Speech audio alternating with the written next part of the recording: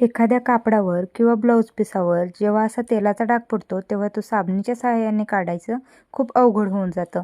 तर अशा वेळी काय करायचं आहे, एक टॅल्कम पावडर घ्या.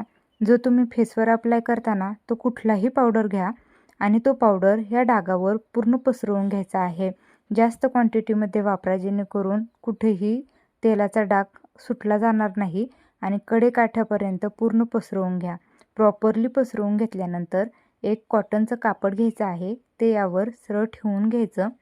व्यवस्थित ठेवून घेतल्यानंतर त्यावर गरम इस्त्री फिरवायची आहे. 1.5 ते 2 मिनटं प्रॉपर गरम इस्त्री फिरवल्यानंतर हे पहा, डाग पूर्ण रिमूव्ह होऊन जातो. तर पूर्ण कापड थंड करून घ्या. थंड झाल्यानंतर आपल्याला त्यावरचं कापड साईडला करायचं आहे. आता हा पावडर ब्रशच्या सहाय्याने घासून काढा. 2 मिनिट छान रगडवून पूर्ण पावडर रिमूव्ह करून घ्या.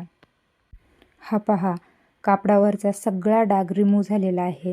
जो काही पावडरचा छोटा मोठा डाग उरलेला आहे तो सुद्धा आपण कापसाच्या किंवा स्पंजच्या सहाय्याने रिमूव्ह करून घ्या. अशाच नवनवीन व्हिडिओसाठी चॅनलला सबस्क्राईब करा.